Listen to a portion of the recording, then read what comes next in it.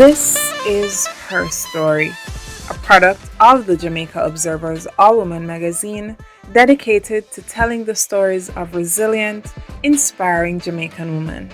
I am Candice Knight.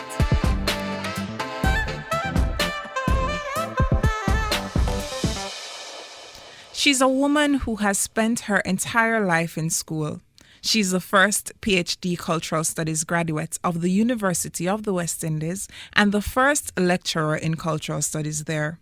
She's a cultural activist, geographer, author, blogger, and internationally acclaimed speaker. She currently serves as the director of the Institute of Caribbean Studies, and she considers herself to be a country girl and a cosmopolitan. Her name is Dr. Sonjah Stanley Niaah, and this is her story. I used to leave school and go back home to play school in the backyard with a hibiscus bush. I remember doing this from when I was about 9 years old. I'd beat the imaginary children and call out their names and give them homework like I was in school. I actually hated weekends and summer holidays because I just always wanted to be in school. Sonjah Stanley Niaah grew up on Jamaica's west coast with a strong sense of belonging, groundedness, and pride in her home, family, and self. While she was raised by both parents with two siblings, Stanley Niaah also spent a lot of time in the home of her maternal grandparents in Sandy Bay, Hanover. Her childhood, she recalls, is one that was grounded in security, love, travel, and adventure. One of the things I remember growing up with is the insistence on the part of my parents just to do our best. And it was, in a sense, the drive to complete, but also the drive to compete.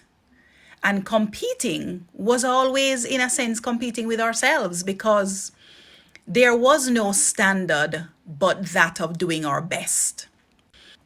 In second form, there was this girl in my class who used to get high grades. She got all the good grades.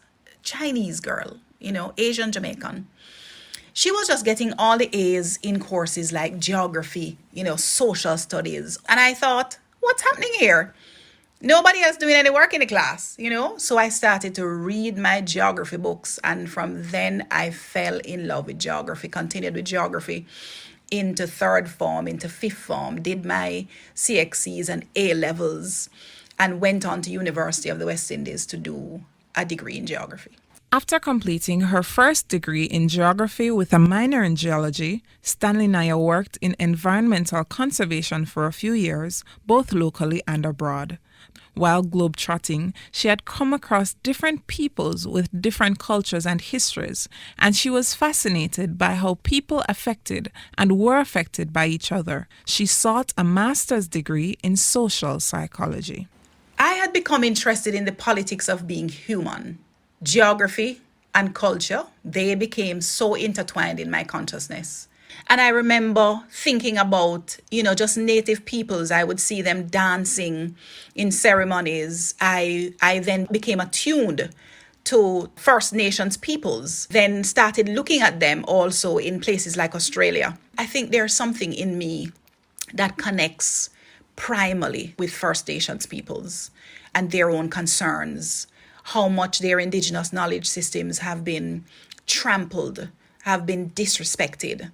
But certainly those knowledge systems are the very ones that we need to be grappling with today as we try to care again or relearn how to care for Mother Earth. By the time Stanley Niaah decided to begin doctoral work, she knew that it had to focus on something closer to home. A Nigerian friend asked her, "Who is looking at the ecology of dancehall?" And in that moment, she knew that her work was cut out for her. So I returned to Jamaica with an interest in blending social psychology with geography and with looking at culture. And that's what I ended up doing. All of the work that I do in cultural studies is very much geography and centered on geography. When you look at my book, for example, Dance Hall from Slave Ship to Ghetto, that's a book that takes you into performance geography. My work is associated with performance geography as a sort of label, a subject label, a subdiscipline almost of geography. And that's something I'm very, very proud of. Stanley Niaah has since been featured in more than 40 publications as either an author or an editor.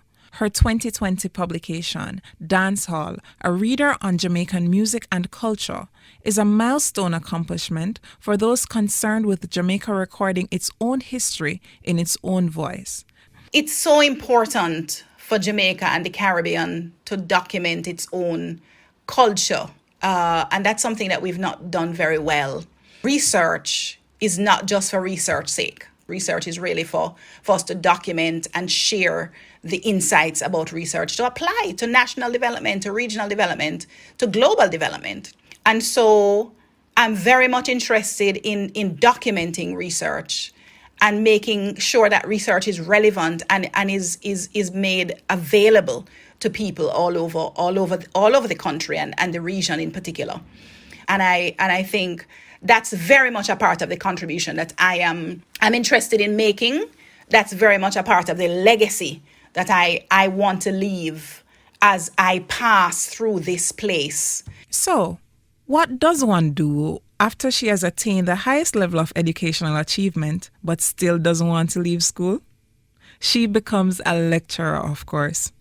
Stanley Niaah has now been the director of the Institute of Caribbean Studies, ICS, and the Reggae Studies Unit at UEMONA for 6 years.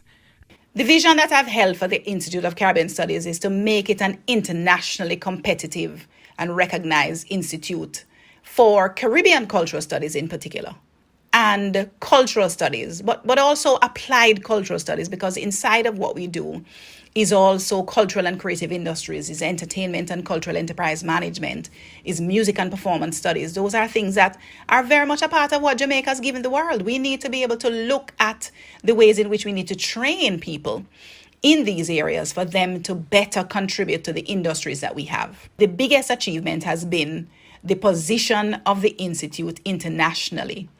We have doubled the digital footprint of the Institute, and we've positioned ourselves globally through international collaborations, and that's something I'm extremely proud of. As an internationally acclaimed speaker, Stanley Niaah has addressed local, regional, and international audiences. Her research and opinions have appeared in various media, including The Guardian, BBC, The Washington Post, Netflix, Caribbean Beat, The Fader, and Vice TV.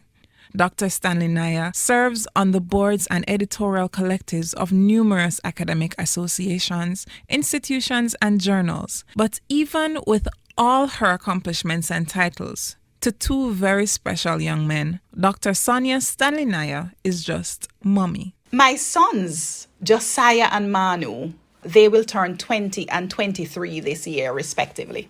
It's been a really exciting journey as a mother to watch them grow into humans that are connected to their parents, but so distinctly different in their personalities and interests. Yes, they like some of the things we like, but it's interesting also to learn from them, learn about their interests as they're developing into young men, you know? She considers these well-adjusted, educated, and socially conscious young men to be two of her greatest contributions to her country and the world. But she does not want it to end there. I think a country that is worth its salt must be invested in education, because that's how you develop your nation. That's how you ensure that there is development for successive generations to come. I'm happy with where we're going, moving into problem-solving education, and we're getting there. In terms of the introduction of critical thinking to the curriculum, it gets us there, but it's not enough. We must go further and invest in education at all levels, primary, secondary, and tertiary, and make it an unconditional component of the way in which we govern this country. And that is her story. You can read more about Dr. Sonjah Stanley Niaah in the All Women section of this Monday's Jamaica Observer, or visit our website at jamaicaobserver.com/magazines/allwoman. You can also follow us on your favorite social media platforms at All Woman Jam. Until next time, I'm Candice Knight.